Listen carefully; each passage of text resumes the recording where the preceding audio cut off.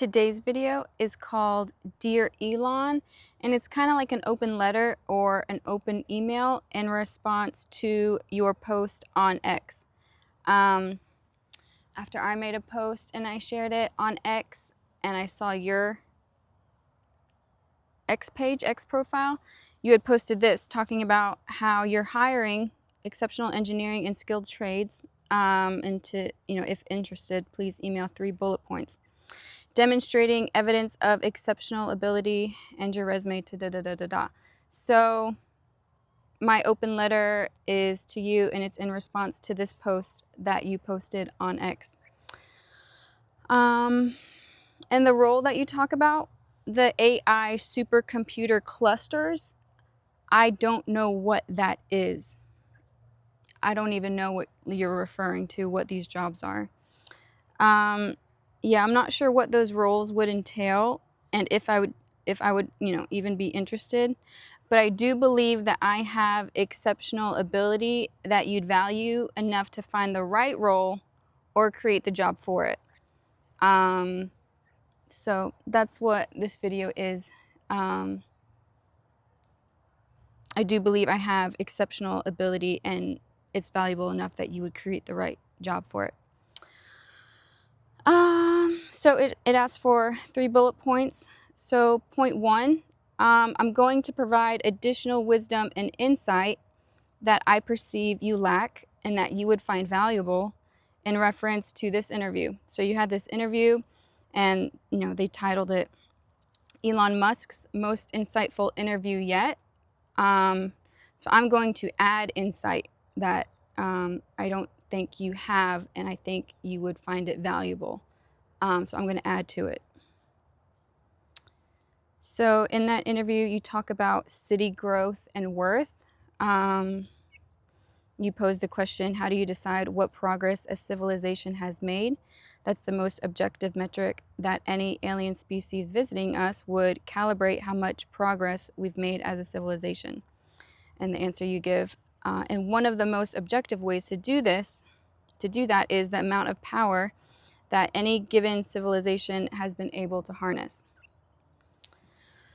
So in regards to value of power, so you're saying, progress can be measured or evaluated at measured growth.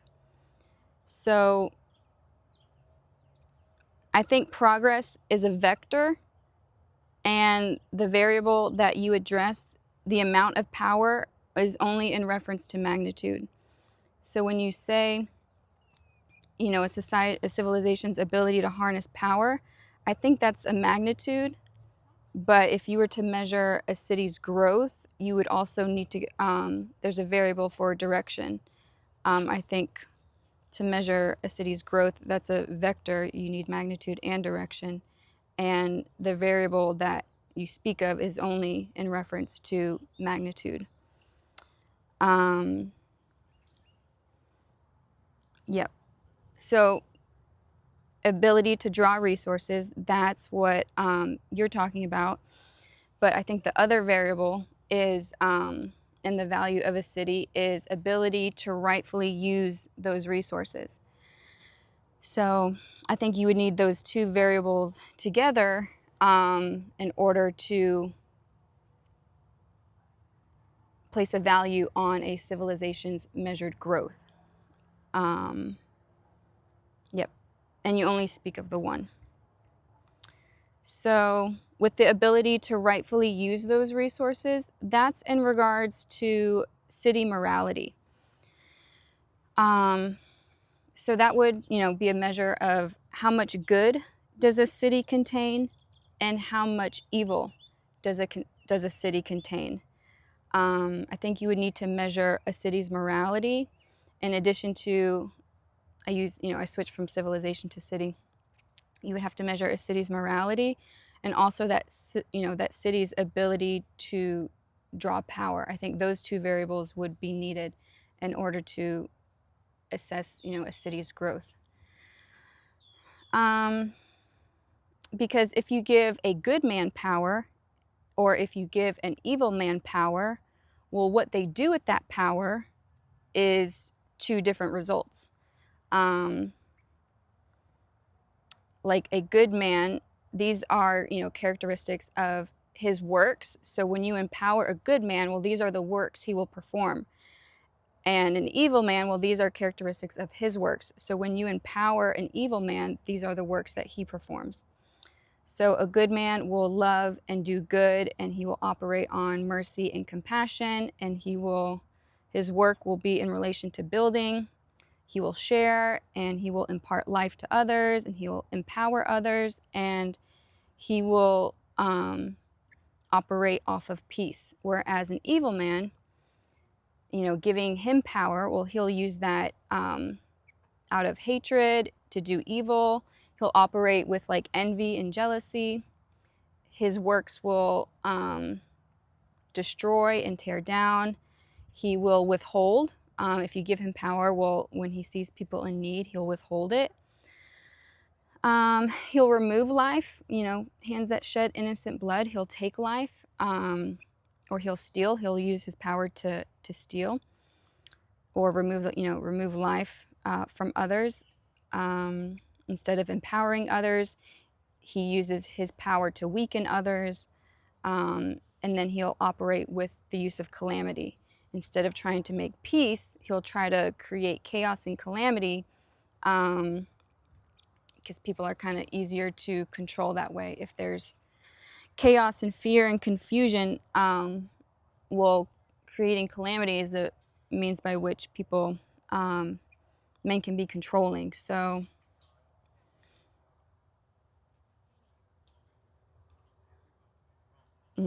depending on the people who have the most power, well, that can drastically affect the progress of a city. So use of power. So you talk about the ability to harness power. Well, how one uses that power determines the state that a city is in. Are they in a state of progress, or are they in a state of decay? If you want to measure a civilization's progress, well, they have to be in a state of progress and growth. But if there's a lot of evil, well, then they're in a state of decay, and that's negative progress. So you could have a civilization where it's like they're able to harness more power compared to like the good city, but their progress is, they're at they're just going into further decline. They're not progressing at all. Yep. So how one uses power, I think, is more important than the one's ability to harness power. So a city's morality is, I think, a more important measurement that one would consider when trying to ascribe value on a city's growth. Here's more on morality versus power. This is from Proverbs. Better is a little with the fear of the Lord than great treasure and turmoil with it. Better is a dish of vegetables where love is than a fattened ox served with hatred. So here, like dish of vegetables and fattened ox. So this is like the amount of power versus morality. So a dish of vegetables, it has a lower caloric portion, whereas a fattened ox, well, that's a higher caloric portion. So that's like units of energy.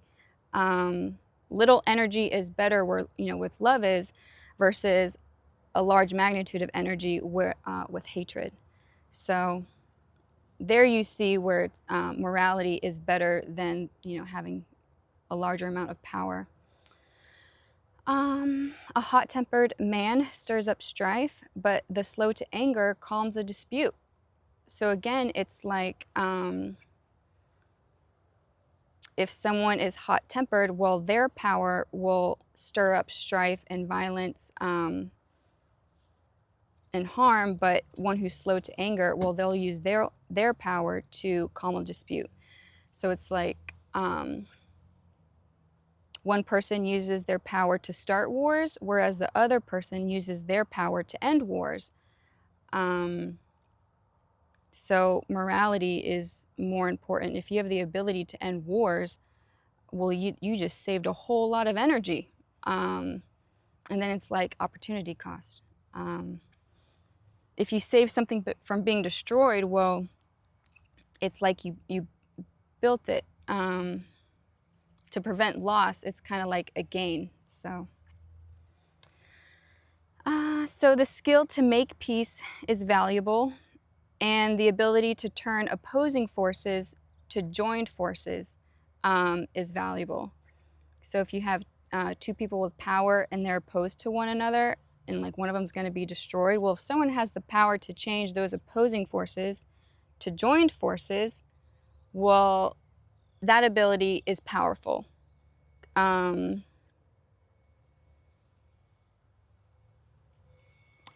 think infinitely powerful. I don't know. I guess it depends on what the opposing forces are and the damage versus the gain by joining them. But yeah, if you had the ability to change opposing forces to joined forces,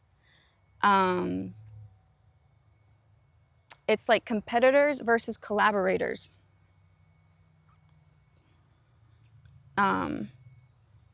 If we could get there, that's what we need. Yep. So yeah, dish of vegetables and fattened ox, it's like the amount of power or the amount of energy. And then regarding mechanics of power or mechanics of energy, I never really understood energy, and I still don't. It's hard to visualize, and I think it's the equivalent of like fluid dynamics, but I never really understand it. And it's kind of funny because I work in the power industry. I started off in distribution and power quality. I was able to do the job, it just wasn't a good fit, and then I switched to transmission line design. So that's just dealing with the structures, the mechanical framework, stress, strain, and then tensions and cable and materials. So that was a lot more easier to kind of work in that field. But still, with transmission line designs, when they talk about line voltage, it's just a label that I use to reference standards. It doesn't really mean anything. It doesn't register to me what that means when people say 69 kV or a certain megawatts of generation. It doesn't register of what that means. Is it a lot or a little? Yeah, I don't really understand energy. Yeah, I don't have an interest in understanding it at this point. Like, I'm sure if I go online, I could watch some videos, but it's not really like something I need to know. But if you were to explain it, Elon, well, I would be interested in hearing you out. If you feel like you have a way that you can present energy and explain it to me where it's kind of more relatable to another form of engineering, well, I would be interested in hearing you out. But just in general, I don't care that the concepts of energy are just kind of vague and ambiguous. I think I can comprehend it, I just don't understand it. So and then we have examples of past cities in the Bible. So where it's like, how does God value a civilization? And you talk about if aliens came, well, God sends angels sometime. So it's like, what's their valuation of a civilization? And it's in alignment with how God would value a civilization. So here is past city Earth as a whole. Well, Noah was a righteous man, whereas the earth was filled with violence. God looked on the earth, and behold, it was corrupt, for all flesh had corrupted their way on the earth. God said to Noah, "The end of all flesh has come before me, for the earth is filled with violence because of them, and behold, I'm about to destroy them with the earth." So regardless of the earth's ability to harness power, well, they were corrupt and evil, and the earth was filled with violence. So it's like they hadn't made any progress at all. Regardless of their ability to harness power, because of the violence, they're just corrupt. The whole earth is in a state of decay. It's not valuable. Noah was righteous, so he gets delivered, and then the whole earth is destroyed. That city or earth at that time had like a 0 valuation metric in the eyes of God because of violence, because of morality. And then another past city is Sodom. And Abraham is, asking, like, are you going to destroy the city if there are 50 righteous? And then it gets lower and lower, and this is where, the 2 angels were sent to Lot, kind of like alien species coming to evaluate a city. And it's like, because of the wicked and the violence in that city, and there was no righteousness, the only person was, righteous Lot, well, the value of that city is 0. It has no value. It's going to be destroyed. I think it was like fire and brimstone, and then it's like rebuild from the ashes. And it wasn't because they were homosexual. I think it was because they wouldn't share. I have to go back and look. It's not homosexuality that makes a city evil, a civilization evil. Again, past city Nineveh, 40 days and destruction will come, and it was due to the wicked way and from the violence which is in his hands. So because of the violence that the men were guilty of as individuals, that was what made Nineveh in danger of being destroyed. So because of the amount of violence and evil, well, it had a low valuation of progress. And this helps me understand, like, what sin God is against. And for a long time, it wasn't clear, having grown up in like a conservative Christian community and environment.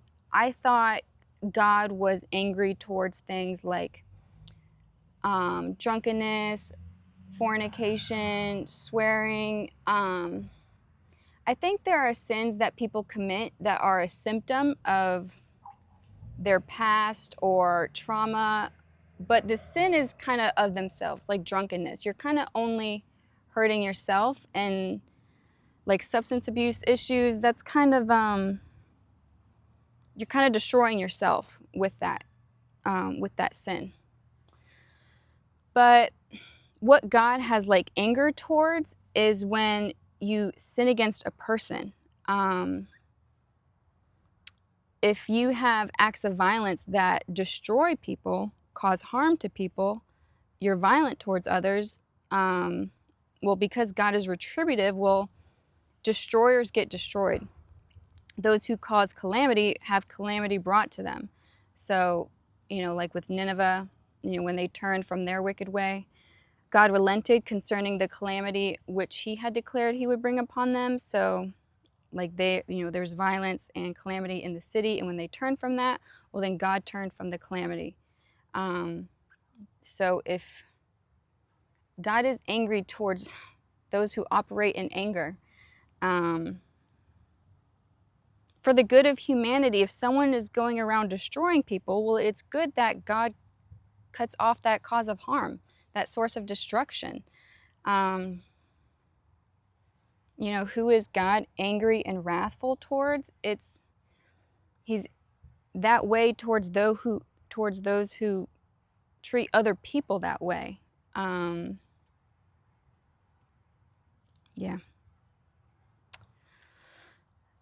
God is retributive. There's one who withholds what is justly due, and yet it results only in want. So if Whoever has this world's goods and sees his brother in need and closes his heart off from him, how does the love of God abide in him? So if you see someone suffering lack and they're needy and it's like you don't give, well, you're going to suffer want. God's not going to give to you in your time of need. He who withholds grain, the people will curse him, but he who seeks evil, evil will come to him. God is retributive. So if you're evil and violent towards others, well, that's the person that, God eventually brings evil and violence towards. Yep. And it's like moral physics. I think you'll like this. This is from the book of Sirach. It's from the Apocrypha. It's an Apocrypha text, which my community also doesn't like. But I like it because he uses imagery where it's like these laws, moral law, it's like the same as the laws in our physical world, in physics. Whoever throws a stone straight up throws it on his own head. So it's like you see retributive forces at work in creation. If a person does evil, it will roll back upon him, and he will not know where it came from. So I like, these texts in that book because it talks about moral law and retributive justice. It's like as sure as physics, as the laws of physics, as gravity. It's like those laws can't be broken. Laws or, moral law or, promises of God, the laws of retributive justice. Yeah. It's as sure as moral physics.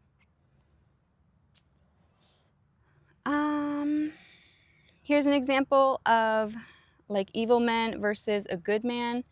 And some people might be like, well, I don't inflict violence, but they're indifferent towards it. And they don't heal and they don't deliver and rescue, and they're indifferent. They see someone dying out and they're just indifferent towards them. They don't seek to revive them in that state. Where a man going down from Jerusalem to Jericho fell among robbers, and they stripped him and beat him and went away, leaving him half dead. So the robbers were the ones that committed the acts of violence. They were the active ones. But the priest and the Levite, well, as they were walking, they saw him, and one passed on the other side, and yeah, they both passed on the other side. And they did nothing. So it's like, yeah, we didn't commit that act, but you saw it and you didn't do anything. And that's like a form of withholding. And that's like leaving someone to die when you have visibility and you have the means to revive them. That's like so calloused and inhumane, and it's not normal to be indifferent towards seeing someone half dead, and it's like you see them and then you just walk on, you turn a blind eye towards murder. It's not normal. And it's evil. And it's like, yeah, we didn't beat him and leave him half dead, but you're indifferent towards it. You have no concern of reviving him. So it's the same. Withholding is murder. And then the good example is the Good Samaritan. A Samaritan who was on a journey came upon him, and when he saw him, he felt compassion and came to him and bandaged up his wounds, pouring oil and wine on them. And he put him on his own beast and brought him to an inn and took care of him. This is in regards to, love your neighbor as yourself. Which of these three do you think proved to be a neighbor to the man who fell into the robber's hand? And he said, the one who showed mercy towards him. And Jesus said, go and do the same. So if there's a command to exercise mercy and compassion, it's like there's the moral obligation to revive life when you see someone half dead, having been stripped and beaten and left in that state. Like leaving someone to die is the same as murder. I see it as the same. It's just passive. It's a lack of love. So curious, Elon, how would you judge this? This is from Mark 5, verses 25 through 26. It's talking about physicians, where a woman came and she endured much at the hands of many physicians. She had spent all that she had, all of her money was transferred, all of her power, the woman's power, to the physicians. They received all her power, and she was not helped at all. She received no benefit, and she's having a hemorrhage, so she's like losing power. She's bleeding out, losing life. She spent all that she had. She wasn't helped at all, and rather had grown worse. Yep, so bleeding out, in need of healing. Her physical power is being depleted. Physicians receive all her monetary power. Instead of healing and restoration, she receives suffering and decay, more suffering and decay. She endured much at the hands of many physicians and had grown worse. So she's paying for this service to receive healing, and their involvement, they're rendering suffering and decay. I think they can't be physicians. They should not be in this practice. They should have the ability to practice medicine.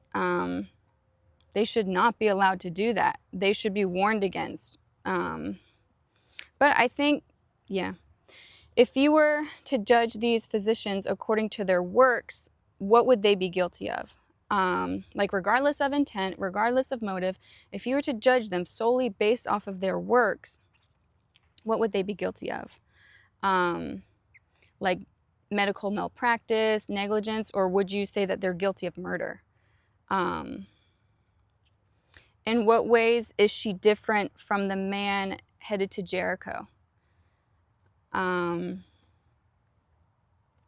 Like the man of Jericho and this woman who went to see these physicians, it's like potentially these physicians might not have like malice and violence in their heart, but their works have the same result as the works of those who have like malice and hatred towards the man coming from Jericho. It's like violence. They wanted to take from him. They stole from him. And it's like, you might make the case like, well, these physicians are just doing their job. You know, they can't guarantee the outcome. But from the perspective of the woman and the man from Jericho, it's like, by their works, you know, how would you judge them? Yeah, in what ways is she different from the man headed to Jericho? Do you think leaving someone half dead or at the point of death holds the same guilt as murder? So with the man coming from Jericho, like the robbers left him half dead, and you know the two priests leave him half dead. Do you think someone seeing that and leaving them in that state, what guilt do you think they have as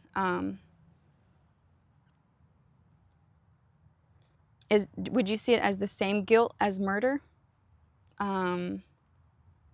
Like seeing someone dying and just being passive towards it and allowing them to die, seeing someone half dead or at the point of death and not intervening to revive. How would you compare that to someone who intentionally like takes life? Indifference towards someone dying and not intervening versus intentionally taking life and destroying and bringing them to that point. And then with that scale, you talk about how it measures a civilization's ability to harness the power from creation. Well, what about this woman's ability to harness power from God? One's ability to harness power from the Creator. So the woman who was bleeding out, when, after the physicians, after hearing about Jesus, she came up in the crowd behind him and touched his cloak, for she thought, if I just touch his garments, I will get well. Immediately the flow of her blood was dried up, and she felt in her body that she was healed of her affliction.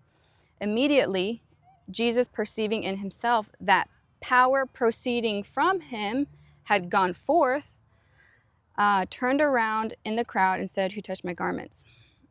And he said to her, "Daughter, your faith has made you well. Go in peace and be healed of your affliction."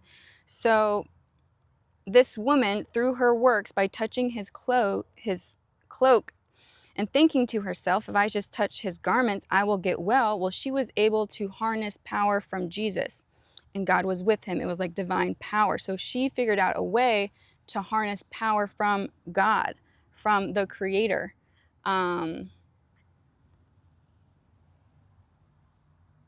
Jesus at that time, perceiving in him that power proceeding from him had gone forth. And this is like a healing where it's not like Jesus laid hands on her, like she laid hands on Jesus and drew that power for herself. So would you say that this woman, does she outrank the entire Kardashev scale? I don't know if I said that right. But yeah, the Kardashev scale, it was like type 1, 2, 3, and we're like early on type 1 as a civilization.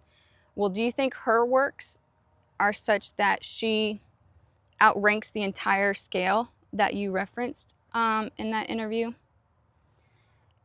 And if that scale is used to measure like the progress of a civilization, well, how would you measure her progress as an individual? If this is where we're at as a civilization, and this woman, it's like, well, she, her progress, is such that she's able to draw power from God, and she outranks the entire cycle that the civilization is measured by. How would you measure her progress as an individual? And objectively, is she more powerful than you? So if you have the power to work and build and make products for people and help society, like you're able to draw power and transform power and make, and use that power in, moral ways. The power that you have and like the skill that this woman has, would you say if she was on earth today, who do you think is more powerful, you or her? Would you say that she's more powerful than you? Because right now, you're assessed to be the most powerful man on earth because of your businesses and wealth and that form of power. But if she has the ability to draw power from God, does that make her more powerful than you? This woman from Mark 5. And like the power of God, here's Jesus, raising someone from the dead. Like you can work miracles with the power of God. This is the widow when her son passed away, and he came up and touched the coffin, and the bearers came to a halt, and he said, "Young man, I say to you, arise." The dead man sat up and began to speak, and Jesus gave him back to his mother. So this man, having the power of God, he can work these miracles and he can bring life, back from the dead. That's valuable. And he did that with the power of God. But the thing is, like the power to raise the dead, we all have that power. You don't need supernatural power from God in order to raise someone from the dead. We all have the power to raise people from the dead. Here's an example that of something I did, and it's like it could have been that I raised this person from the dead. So when I was in Madison, Wisconsin for work training, I was at Starbucks drinking my drink, and when I was leaving, I saw a homeless man. He was seated and he was writing on a piece of cardboard, of cardboard trash, and, with a Sharpie. And he wasn't making a sign asking for help, or asking for donations, or, he wasn't making the typical signs that you see homeless people making. It wasn't a sign asking for help. He was doing lettering art. So, and it was more like the graffiti style. It's it's similar to like the art that I do with my hand lettering and my, you know, pens and markers and stuff like that. And that's what he was doing on this piece of cardboard. He was, you know, he was doing art. He wasn't making a sign to like ask for help. Yeah, he was doing lettering art. And it wasn't my style, but I still thought him to be a good artist. So even though the lettering art he was doing, it was in like a graffiti type style and it wasn't my style, I could still recognize that he had skill and he was doing a good job on that piece of trash with like a Sharpie. And the Sharpie he was using, this is the only way I know how to describe it. The Sharpie he was using was the driest Sharpie I had seen in my entire life. That was the state of the Sharpie that this homeless man was using to do art when in Starbucks. It was the driest Sharpie that I had ever seen in my entire life.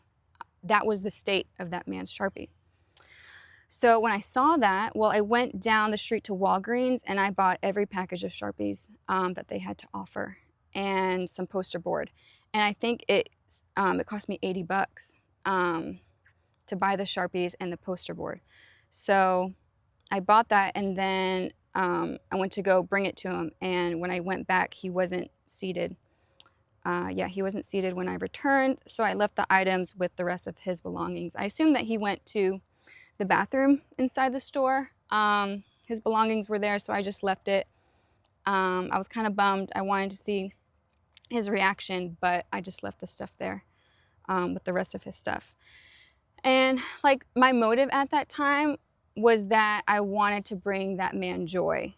And I knew something so little as a new pack of Sharpies would just make his fucking day. Like I know what that feels like when you go from like a dry Sharpie to like a brand new, brand new stationery, new pens, brand new markers, brand new notebook. I know what that feels like. And I know how frustrating it is to try to create when you don't have the right tools or you're low on a certain resource. He's running out of ink and he doesn't have the ability to even create this piece. And I know how that just sucks the enjoyment out of the whole process when you don't have what you need to create what it is you want to create. And being upper middle class, I'm the person where it's like if I have a pack of pens and then one goes missing, that set is like set aside and I buy a new pack. I don't think I've ever had a writing instrument get used to the state that this man had used this Sharpie, because of being prosperous and just being accustomed to abundance. I've just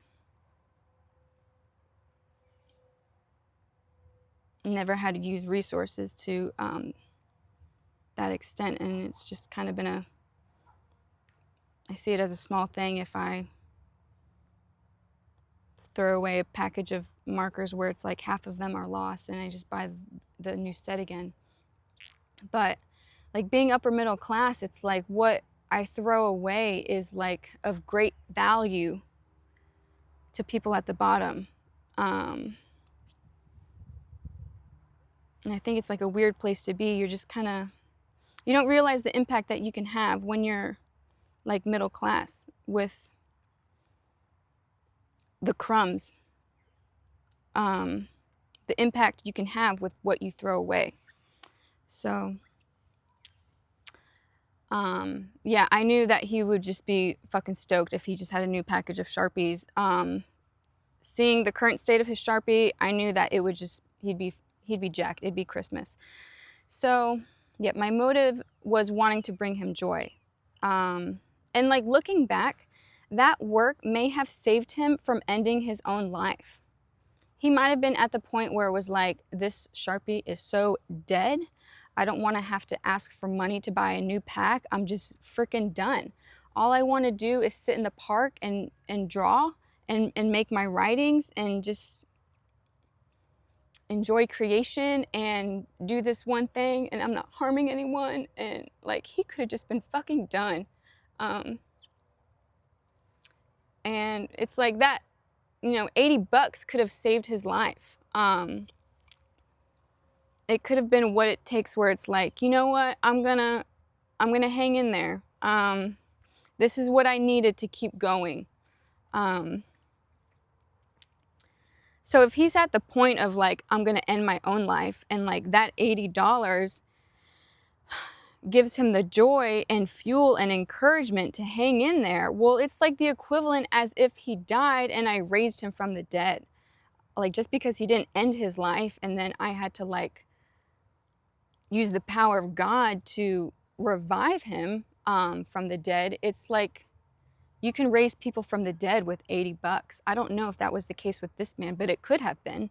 I think that's a plausible reality of, you know, the state of that man's soul, where it's like there's just no purpose. It's just vanity. I don't want to be here if I can't create and do things that I enjoy doing. It's just worthless. If I'm not enjoying life, I don't want to live. So we all have this power, you know, to raise people from the dead. You don't need supernatural power from God to do supernatural works and work small miracles. And it's not a small miracle. That could have been like a mighty work because of the impact.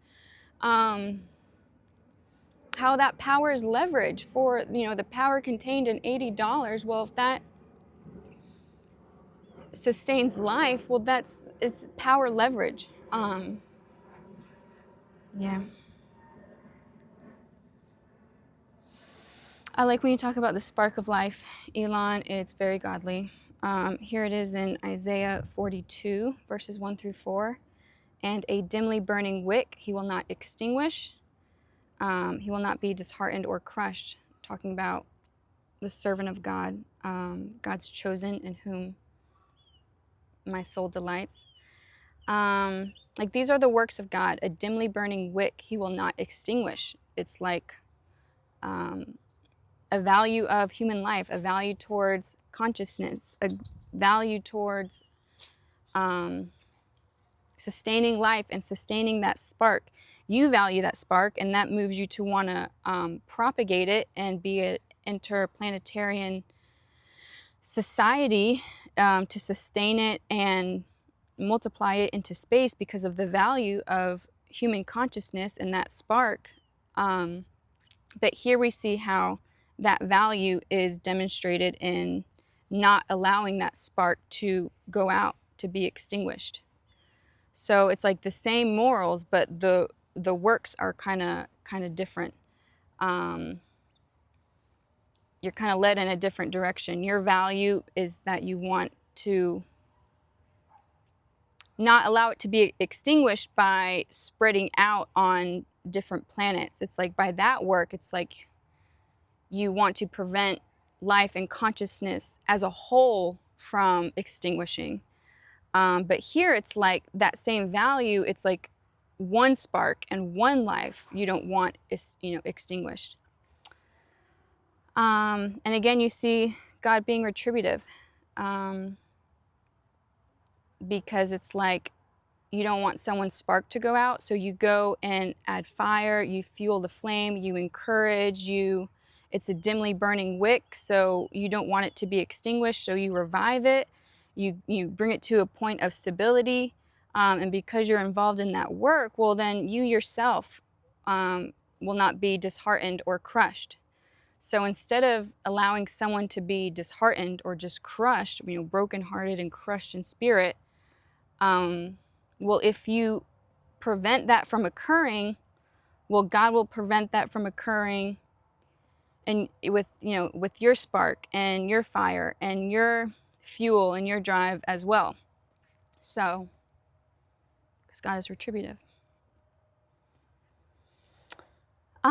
As a side note, if this world is driving you crazy with its hypocrisy and double-mindedness, if the mental problems that people have will drive others insane.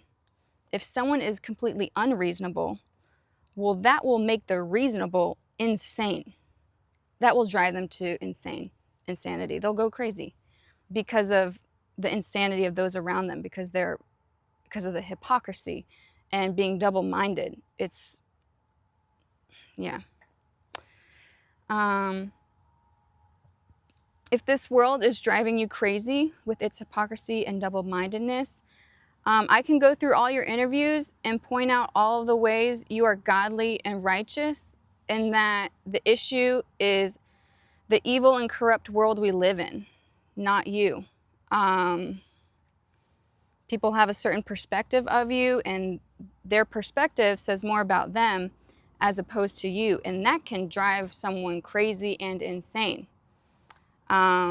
Because it's like you see hypocrisy, you see double-mindedness, you see standards. They twist your words. They will view you how they choose to view you.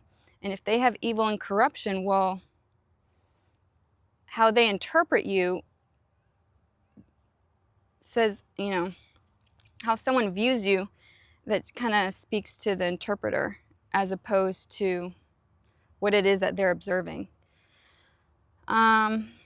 So if you're at a point of like madness and insanity because of how this world views you in light of the works that you're doing, I can go through all your interviews and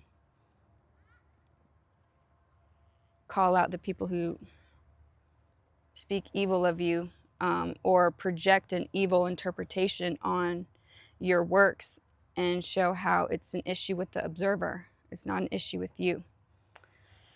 And then I have Luke 11:29-34 referenced. The issue is the evil and corrupt world we live in.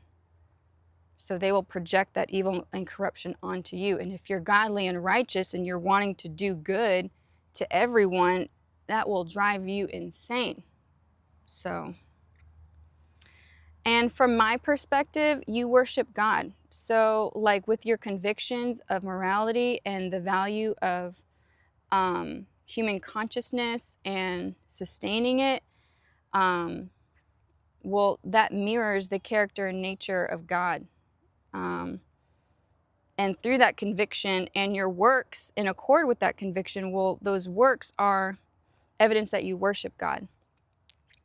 I know there's like conversations about who do you believe in. I think recently you said you believe in the Creator, but just so we're clear, from my perspective, you worship the God of the Bible. Your heart and mind and will, there is much goodness contained in you, in which it's evidence that you worship the God of the Bible. And people are like, well, you need Jesus. He needs Jesus. You need to confess Jesus. He doesn't, he needs Jesus. From my perspective, the only saving you need is deliverance from the environment we live in. What does Elon need saving from? What sins is Elon committing that he needs saving from? Where it's like the sins of an evil in others are less. Like if with the same judgment you give, it's like it's going to be given to you. So if someone judges you as if like you need Jesus to save you from your sins, well, I don't know what, I haven't perceived evil or unrighteousness. I don't know, I have to go back and look. Whatever evil and unrighteousness you may have that people think,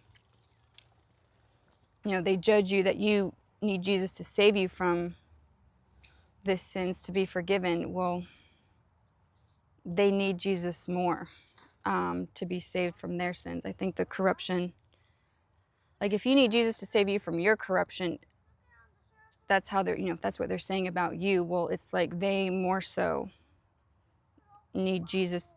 They just need to focus on themselves. Yep, I think what you need to be delivered from is the evil, not the evil within, but the evil without.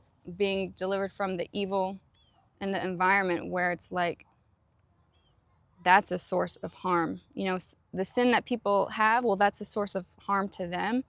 And they have that struggle and they need to fight temptation. They need to be delivered from the corruption within. But I think your main problem and my main problem is that we need to be delivered from the corruption in our environment. So, and then I put, if viewing me as a damsel in distress helps me get my dream job, I'll play the part. There's truth to it. With how things are around me, it's a miracle that I haven't snapped. Fighting against coercive control is psychological warfare. So if that motivates you as a man to give me a job, because it's like I'm a damsel in distress and you have a hero complex, I'll play the part. I don't care if that helps me get my dream job. There's truth to it.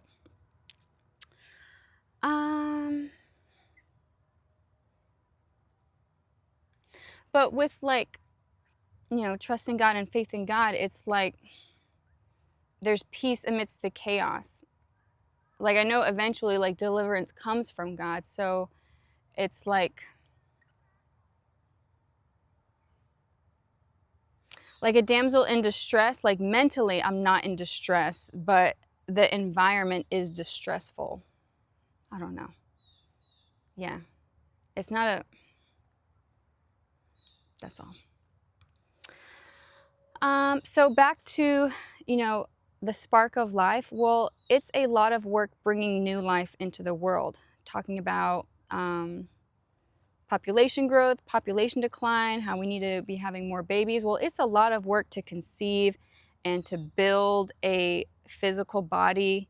Like, that draws a lot of energy and strength from the woman's physical body. Like, it takes a lot of energy and power to grow a new physical body in a womb and then deliver it and then nurture it and grow it to a place where it's functional.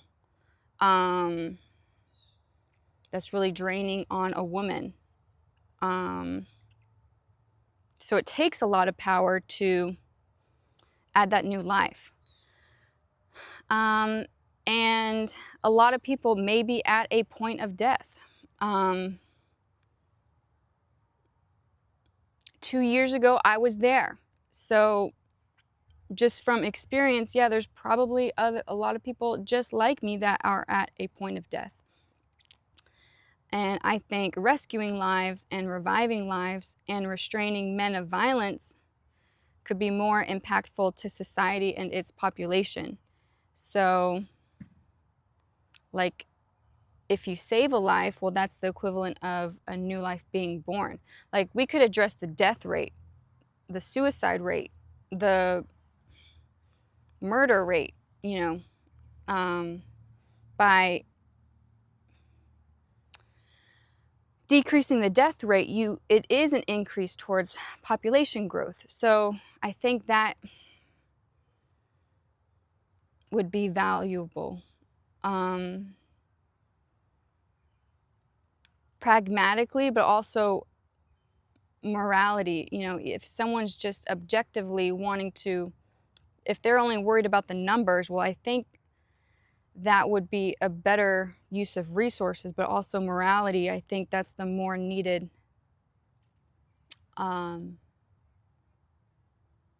area that needs one's attention. So then I have Proverbs 24. Deliver those who are being taken away to death and those who are staggering to slaughter.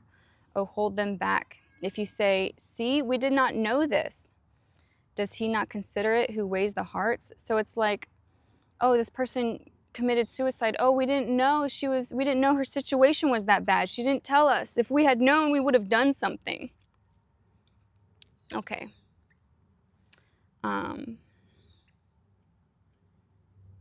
Yeah. That's from Proverbs 24, 11 through 12. And then I like this passage, and I like how in the Epistle of Barnabas he quotes it, but I like the phrasing that he uses.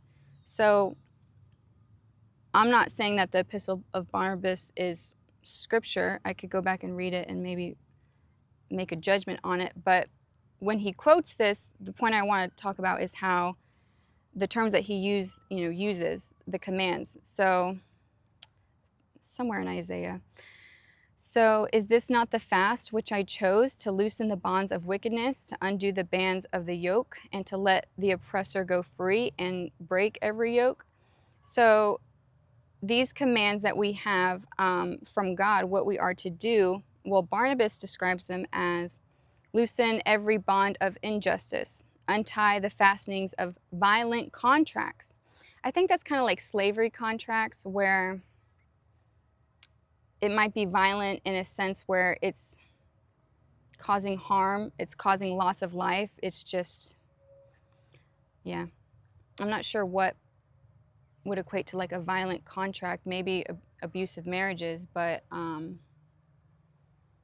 or marriages that were entered into deceitfully, or people having hidden motives when they enter into, contracts where, yeah.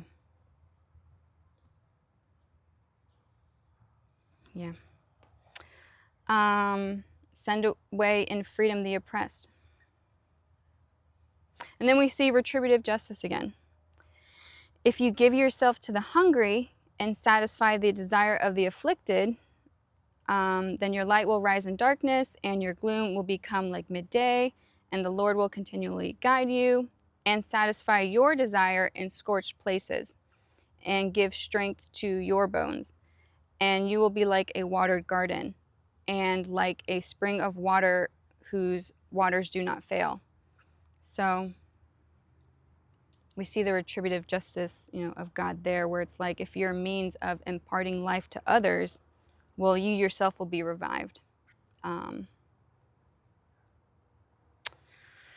So, yep, that was point 1. So point 2 and 3, well, I just have the 1 point. That was just the 1 point I wanted to give in regards to demonstrating what I believe you might perceive as exceptional ability, in that I add wisdom and insight to what others have ascribed to be Elon Musk's most insightful interview yet. So adding to it, I think, demonstrates exceptional talent, intelligence, engineering skill. Yeah. So I just have the 1 point. And then to end this letter, I'm writing, kindly Rebecca. And then as a PS, is there any chance you'd be interested and available to see Mumford & Sons with me? I bought tickets for me and my sisters, and one of them thinks she won't be able to make it. So as a PS, do you have any interest and availability in going to this concert with me? And it's kind of short notice, so I don't have, I know the chances are slim. But if it's a no, please respond. And if it is a no, can you state why?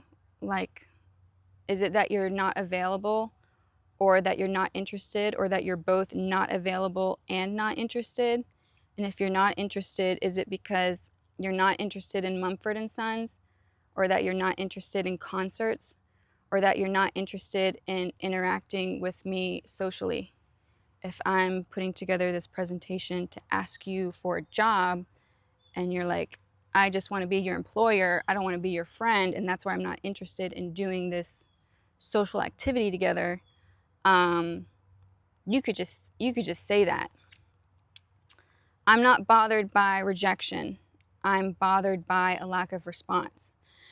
I think some people don't respond because they have evil intentions, and they're selfish, and they just like the attention, and they like leaving women on the hook and leaving them in a state of uncertainty. So I know a lack of response could be due to many reasons, some with evil motives and some with good motives.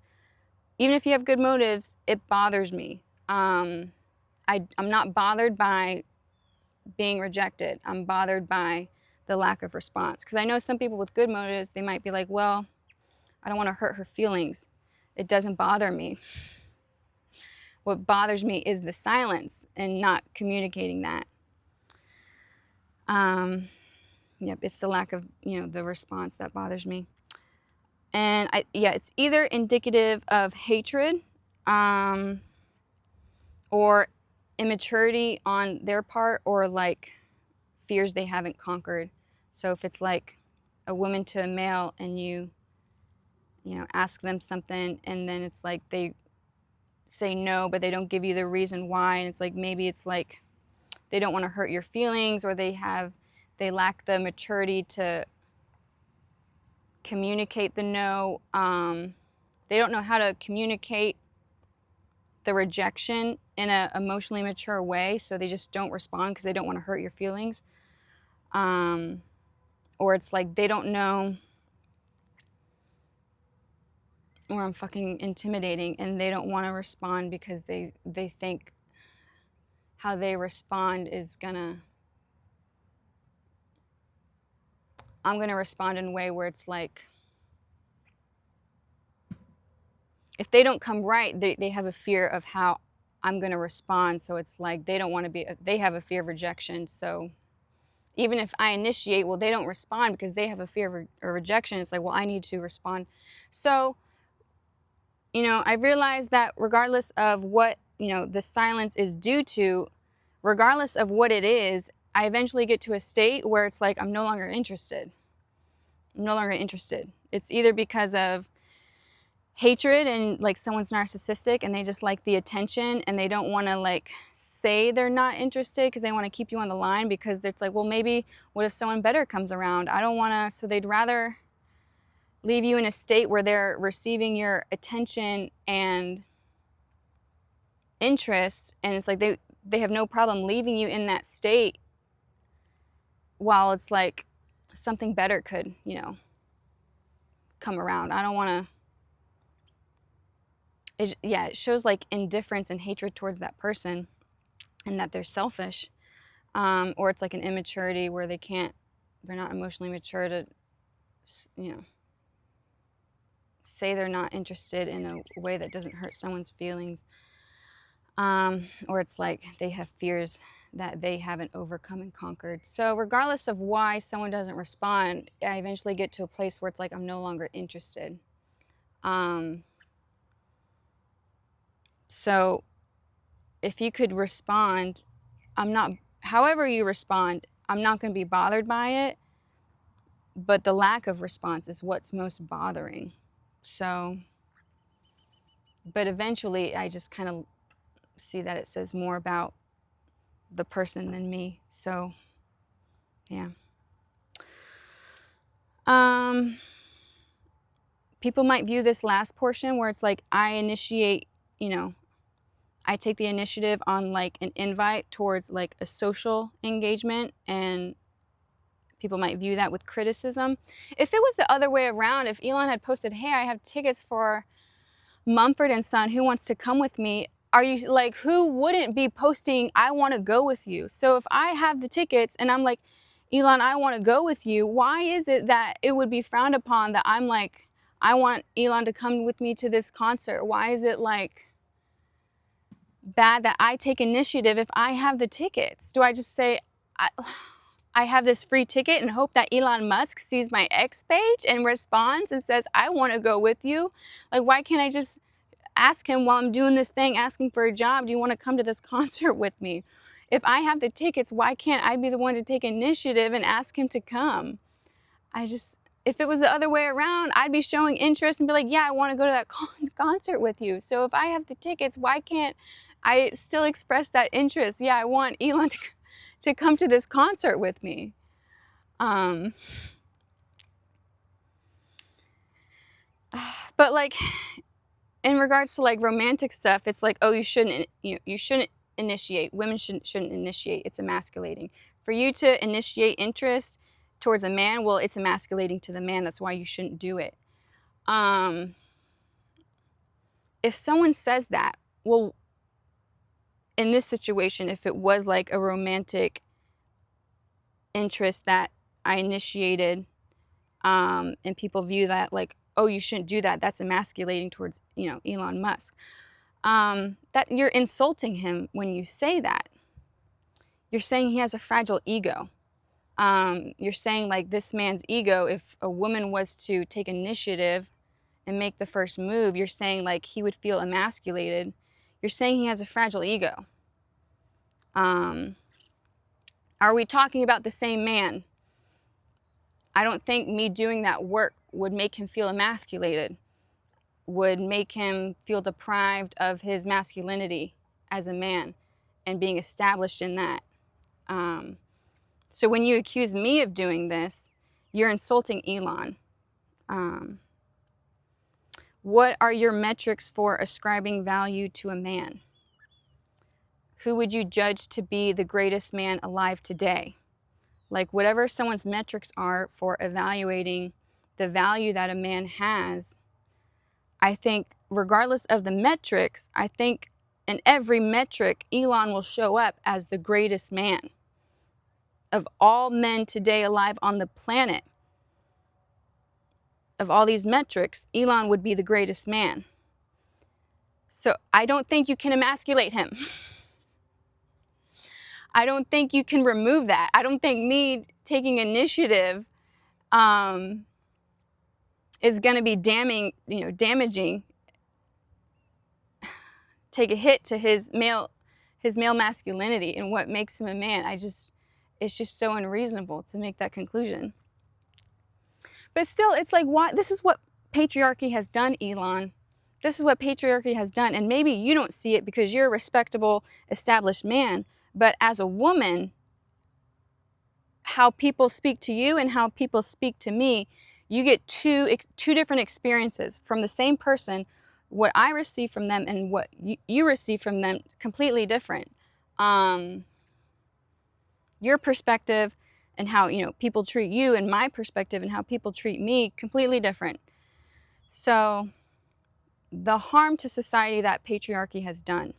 So it's like if I take the initiative and I make a move towards Elon, it's like I'm not seen as like brave or courageous or like fearless or like confident. It's like I'm told that I'm emasculating Elon. So it's like the character that moves me to have the confidence to do that and be willing to take, being rejected, it's like that's not praised, but I'm rather accused of harming Elon. You're harming Elon when you do this. I'm causing harm by making the first move. That's harmful to you. Instead of,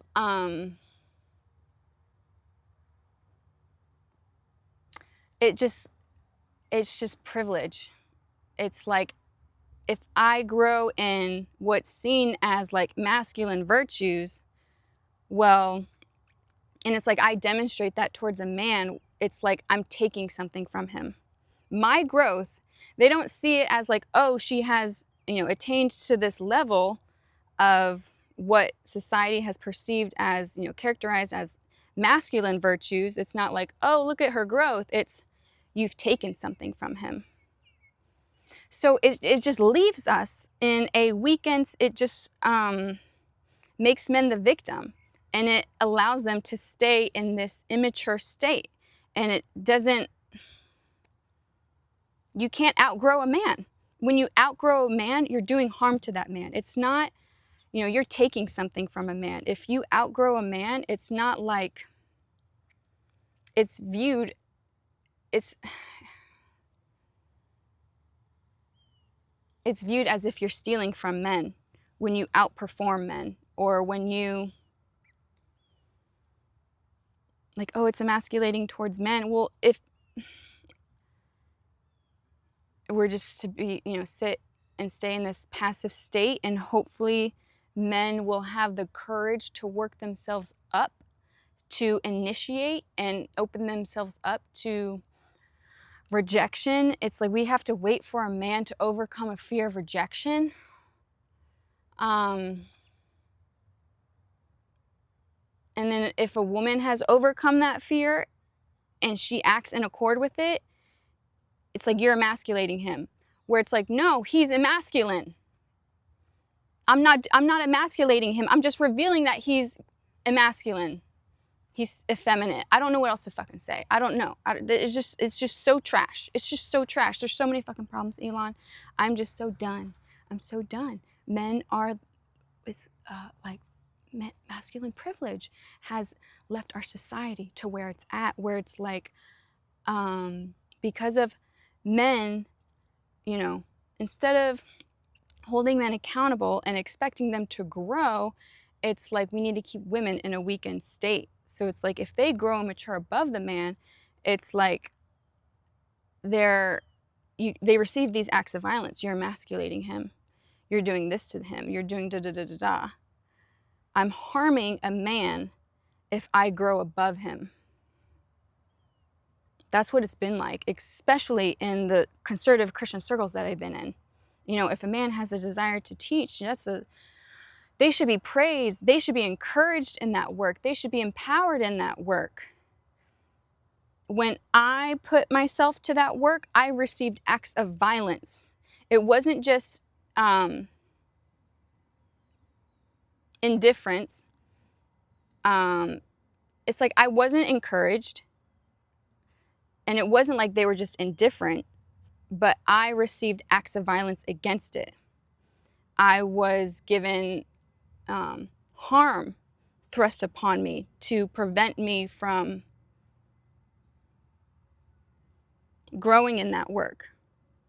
So it's like if I'm able to grow in this work while receiving acts of violence towards me because I want to do this, and it's like men who perform that work, they don't receive acts of violence and people aren't indifferent towards that, and they also receive encouragement, and it's like the results are trash. So it's like all this power is, when men, you know, receive all this power towards pursuing this work, the results suck. I didn't receive power from anyone when I pursued this work, and rather I received acts that weakened my power in my involvement in this work. And I am at a greater level, and it's because they're envy and jealous, Elon. They just want the praise and respect. And there are teachers that I'm not on good terms with, but I still love God, and I'm still able to go online and listen to their teachings because I love God more than any feelings I have towards the person through which knowledge of God comes from. But it's like they hate God. If they hate the vessel through which God brings truth, if they hate the vessel more than any affections towards the material, it just shows how they hate whatever love or affection that they think they have towards God. If their hatred of me is far greater to the extent where they hate me having this gift, it's just shows how they don't love God, and that they hate me so much that they're willing to go without truth from God. They're willing to destroy me, even if that means they'll have to go without truth from God. Evil and jealous men. If you want to take a side quest of flipping tables in the temple, I can tell you about it. They have problems. I don't know. I don't know why they do it. I think the religious leaders, well, that's their job. And it's like a fear of death, and they're mad because they spent all of this time and energy at seminary, and I'm at a certain level and I didn't get it from them. So it's like a fear of death. I don't know. Or maybe it's just they might perceive that they put in more work and they're wondering why they didn't get the, I don't know what their problem is. But if you want a side quest of, instead of trying to fix the corruption in the White House, if you want to look at the corruption in the household of God, and flip tables, I don't know, your assessment towards the government, how there's no fixing it. I don't know if there's any ways to fix it, but if you're interested in, looking into that field and seeing like the corruption that's there, if you're interested in that side quest, I could tell you about it. And how to address it, because it's like when I try to address those in positions of power who are abusive, and it's like I try to speak out about it because it's like I'm concerned towards those. I don't want others to be harmed the way that I was. It's like, well, when I speak out against the people in positions of power that are abusive and that are committing acts of violence, well, I'm the problem. Those who commit acts of violence are not the problem. But when I say, hey, this person is committing acts of violence, you should look out for them, so at least you don't suffer that same. If I issue a warning, I'm the problem. The person committing acts of violence is not the problem. Warning others that this person is harmful and you should just stay away, that's the problem.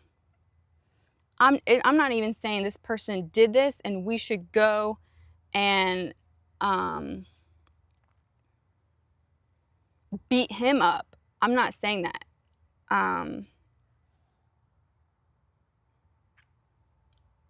Maybe some instances the civil magistrate should look into, but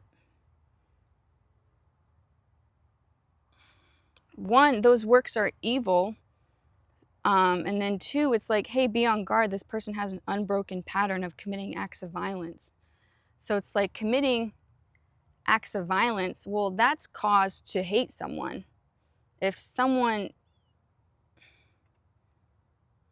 renders hate towards you, it's reasonable that you would have emotions of hatred towards that person. But it's like, instead of having hate towards the destroyer, they have hate towards me because I say, hey, your works are evil. You sinned. You're sinning against people and you're causing harm and you're damaging human lives. They don't hate the person committing the acts of violence. They hate the person that testifies, hey, your acts are causing damage to others. Yeah. So it's maddening. It's maddening. It's insane. It's like a wicked and perverted generation. It's perverse. It's perverse. They have hatred towards me because I'm calling out people who are committing acts of violence. The hatred is towards me, not those committing the acts of violence towards them. Yeah.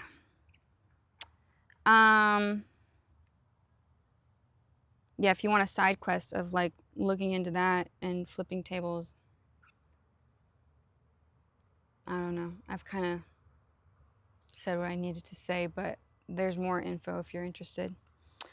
And then in reference to this, where it's like, if I make the first move, hey Elon, I'm interested. People will say you shouldn't initiate. It's emasculating. And then the other one's going to be like, you have to make him chase and you have to make him put in the work. Instead of taking initiative and being like, hey, I'm interested. Are you interested? It's like, no, you have to make him chase you. You have to make him put in the work. And it's like, have you seen his current workload? Why you want me to make him, I should make him chase me and make him put in the work? Have you seen his current workload? Forcing him to have to do that looks like oppression. Why would I force him to like work for it, where it's like, look at his current workload, look at the work that he's doing helping humanity. Now it's like I want him to put in the work for like vanity. It just looks like oppression to add that burden. Yeah, forcing him to have to do that looks like oppression to me. And then it's like, oh, I need to make him, you know, chase and put in the work before it's like I could deem him to be like what is to demonstrate that he's worthy of me? Like what does he need to prove? What does he need to prove? Like, look at the work that he's what work would he do towards me where it's like he would have to do that in order to be worthy in my eyes? Like what yeah, what does he have to prove?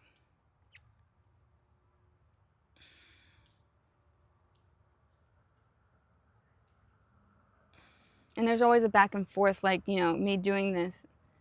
Oh, she's so desperate. I'm just so far past that. I'm just so far past that. I can't change how people view me.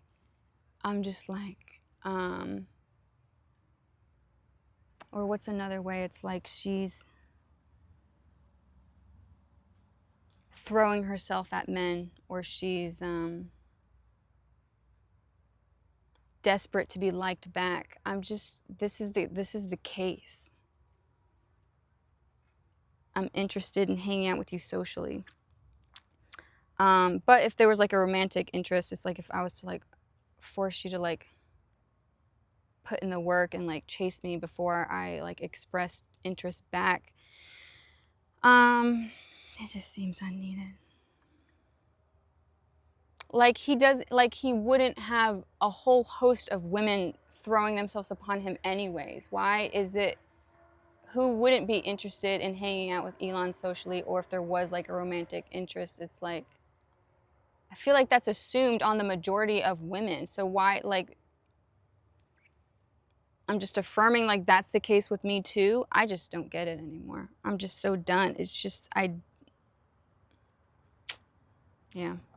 And like forcing him to spend that time uselessly looks like disrespect. Like if I don't see the value of like, oh, I want a man to chase me, I want a man to pursue me. It's like, well, that, you know, him doing that, it's just really not a value added to me. He doesn't have to do that. It's like forcing him to do that. It's just useless. What's the return? What's the profit? What does he gain from it? I don't see the value in him using his time to chase me or pursue me or prove himself or whatever, express interest or do works that show how much he desires. I just don't see the value in it. And forcing him to do that just seems disrespectful of his time. I think his time is valuable. So why would I force him to do that? It's just disrespectful. I'm just disrespectful. To have that fucking expectation. So that's how I would respond to those criticisms. But that's an end to this video and an end to my resume interview expressing interest. I don't know what build and operate the most powerful AI supercomputer clusters on and off. I'm assuming it's coding and software engineering and electronics, in that realm. I don't even know what the work or the product is exactly, but I'm sure you could find work for me to do that's valuable if it's not building and operating most powerful AI supercomputer clusters. What's a cluster? Is it just like a bundle of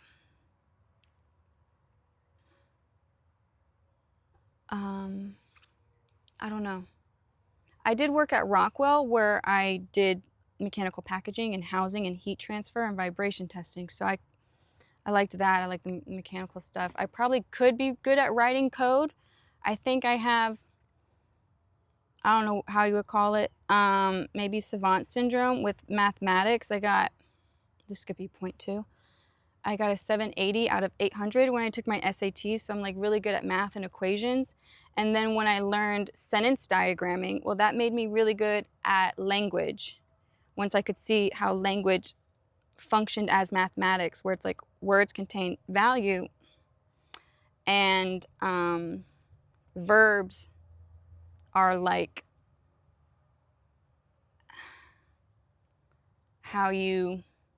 what you do with that value. So I see like sentences as like equations, and words like numbers. So once I could see how math and language were related, I think that helped with my language skills. So if it's like software language stuff, I probably could be really good at it once I understood like the framework of how it operated. But I don't know if I'm like interested in that directly. I think I've learned that I have to want to do it for me to be good at it. There's a lot of stuff that I'm good at, but if I lack the desire, it's just really difficult for me to force myself to do it.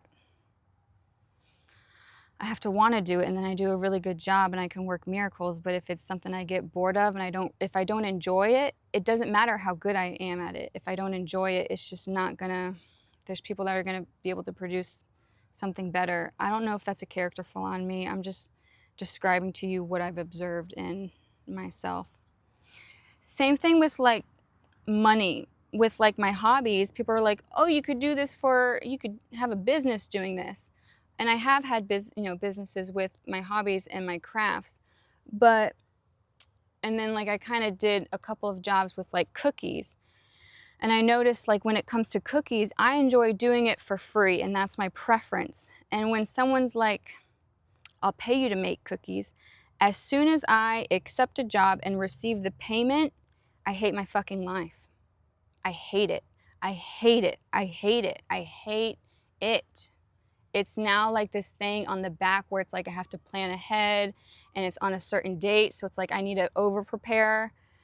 And then it's like I'm worried. Like if I receive payment, well, there's like an expectation of quality that I want to produce. And if there's like something's off with like the frosting or the consistency or how it hardens or the colors aren't right, or maybe the cookies are just a little bit too overcooked. And typically these are small details that only I perceive. It's only me, it only bothers me. And it's like the product, people don't notice these details on the receiving end. It's just that they bothered me, and it's like they'd be super thrilled with like the subpar cookies, even if they paid me. But it's like when there's payment, it's like with payment, I have a standard, a level of like expectation and quality that I have for myself that makes the job unenjoyable at that point. I'd rather just do it for free. And if they're great, that's cool. If they're a little subpar, they're still free cookies, and typically people don't notice. So that's why it's like I have to want to do it. As soon as like I don't enjoy making cookies for paid jobs. I enjoy making cookies for free, but I don't enjoy making them for money. So, yeah. Regardless of if I can be good at a certain job, if I don't want to do it, it's just not, I don't have the fuel. But when I do want to do it, it's like, I can work miracles. So I don't know how to, I think, anyone else, it's like, Rebecca, you sound selfish. It sounds like you just want to do what you want to do. But it's like, no, I want to help others and I want to bring joy to others. And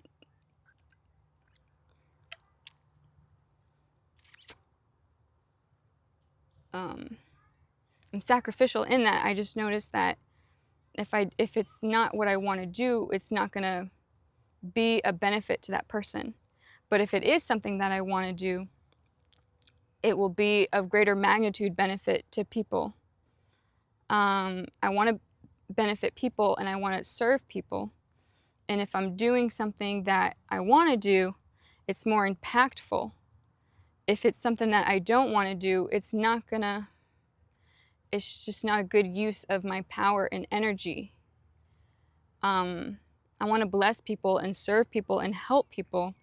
And when I do things that I want to do, or when I see areas that need it, I want to respond to those things. I don't want to be forced into, serving in a role where it's like, I know I could serve, better in these other tasks, and they would be, more helpful for people. I think that the things that, I want to do. So, okay, thanks.